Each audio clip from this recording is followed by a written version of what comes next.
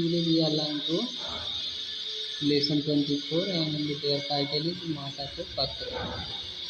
ठीक है, तो आज हम देखेंगे अनुभव विस्तार। अनुभव विस्तार में क्या है, प्रश्न आपका पहला, कविता से खोज कर बताइए। हमें क्या करना है, एक कविता से खोज कर सही जोड़ी बनाना है। ओके, तो पूजनीय कौन थी कविता में, माता जी। तो ये हो गया हमारा फर्स्ट। ओके, गाड़ी, तो गाड़ी से क्या करने को बोला था, वापस आने को। ठीक है, एंड स्वागत करने को क्या रहेगा, खड़ा रहेगा।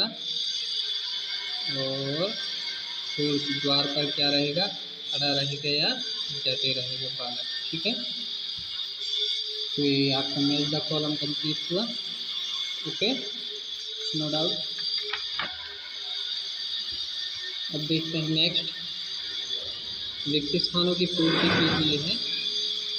तो क्या है, यह नहीं समझना मुझे खाली स्थान देता है कोई, क्या देता है, कष्ट। कष्ट ही पढ़े ना, कष्ट देता है कोई। ठीक है, खाली स्थान तू तो कहती थी मैं परसों आऊँगी, क्या कौन कहती थी मैं परसों आऊँगी, माँ कहती थी। ओके, फिर नेक्स्ट, नानी रोके अगर, तो यह है खाली स्थान दिखाना है। क्या दिखाने को बोला था, बेटे ने पत्र दिखाने को बोला था ना, अगर नानी रोके तो उसे ये पत्र दिखाना। बाट देखता यहीं किस पे अड़ा रहेगा, द्वार पे, द्वार पे अड़ा रहूँगा। ओके, तो ये आपका फिल इन द ब्लैंक्स भी हम कविता से ढूंढ के क्या कर दिए, फिल कर दिए। ओके, अब नेक्स्ट है, देखते हैं क्या, अति लघु उत्तरीय प्रश्न। तो निम्नलिखित प्रश्नों का उत्तर एक वाक्य में देना है। तो बेटा माँ के चरणों में क्या करता है, तो क्या के प्लेस पे क्या लिख देंगे, प्रणाम करता है। ओके, बच्चे को भोजन कैसे लगता है, तो बच्चे को भोजन अच्छा नहीं लगता है, यही है ना। एंड माँ बच्चे से क्या कह कर गई थी, माँ बच्चे से यह कर गई थी कि मैं परसों आ जाऊंगी। ओके, एंड बच्चा माँ से कब वापस आने को कहता है, बच्चा माँ से पहली गाड़ी से, बच्चा माँ से पहली गाड़ी से वापस आने को कहता है, वापस आने को कहता है। तो कब की प्लेस पे, पहली गाड़ी से, उसी दिन। ठीक है, एंड नेक्स्ट है लघु उत्तरीय प्रश्न। तो बच्चे को बिना माँ के कैसे लगता है, बच्चे को बिना माँ के अच्छा नहीं लगता है, उसे भोजन भी नहीं भाता है और माँ की बार बार ख्याल आता है। ठीक है, ऐसा ही लगता है ना। एंड नेक्स्ट है, माँ के चले जाने पर बच्चे का मन क्यों नहीं लगता। तो माँ के चले जाने पर बच्चे का मन इसलिए नहीं लगता क्योंकि बच्चे को बार बार अपनी माँ की याद आती है। ठीक है, इसलिए उसका मन नहीं लग रहा है ना। बच्चा द्वार पर अड़े रहने की बात क्यों कहता है, बच्चा द्वार पर अड़े रहने की बात इसलिए कहता है क्योंकि उसकी माँ आएंगे तो उन्हें वो सबसे पहले देखें।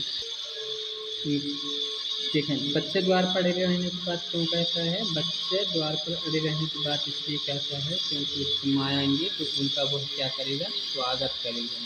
तो स्वागत करने के लिए वह द्वार पे अड़े रहना चाहता है। ठीक है, यदि उस बच्चे के स्थान पर तुम होती तो क्या करती, तो नॉर्मली सी बात है, हमें भी माँ के बिना रहना अच्छा नहीं लगता ना, तो हम भी क्या करते, अपनी माँ को बुलाते और उनके स्वागत के लिए द्वार पे अड़े रहते। ओके, जैसा ये बच्चा कर रहा है वैसे ही तो हम भी हैं, अपनी माँ के बिना नहीं रह सकते ना। तो इस टाइप से इसके क्वेश्चनों का आंसर लिख लेंगे, बताया गया वैसे। ठीक है, नेक्स्ट है निम्नलिखित शब्दों का उच्चारण कीजिए और अंतर जानिए। तो देखें अनुस्वार और अनुनासिक दो शब्द दिए गए हैं। तो देखें चंदा, चंदा जानते हैं वो क्या बोल सकते हैं कि मांग मांग कर इकट्ठा करना किसी काम के लिए, वो चंदा कहलाता है। और ये क्या है चांद, चांद जानते हैं ना उपग्रह है पृथ्वी का। इसके बाद है मंजन, तो मंजन जानते हैं ब्रश करना, ठीक है। और क्या है मांजना, मांजना मतलब बर्तनों की धुलाई करना, ठीक है।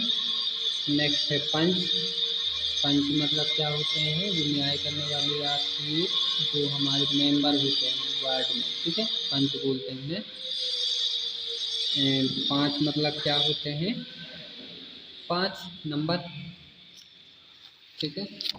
फिर नेक्स्ट है हंस और हंस, कंचा और कांच, फंदा और फांस, कंचन और कांच, जंगल और जांच, संभव संभलना, अंग उंगली, अंक आँख, रंभा रंभाना। तो इनको क्या करना है हमें उच्चारण करना है और अंतर देखना है कि इनके उच्चारण में कितना अंतर आता है, ठीक है। तो आप लोगों को भी इनका उच्चारण करना है और अंतर देखना है, ओके। एंड नेक्स्ट है निम्नलिखित पदों में अनुस्वार और अनुनासिक वर्ण वाले शब्दों को छांटकर अलग अलग लिखिए। तो अनुस्वार और अनुनासिक वाले शब्दों को इससे छांटकर अलग अलग लिखना है। तो अनुस्वार और अनुनासिक जान गए ना, अनुस्वार मतलब जिनमें सिर्फ बिंदी लगा हुआ है और अनुनासिक जिन पे चंद्र बिंदी लगा हुआ है। तो आप ये करेंगे होमवर्क पे, ठीक है। एंड नेक्स्ट है आपकी अब करने की बारी। तो अब करने की बारी में क्या है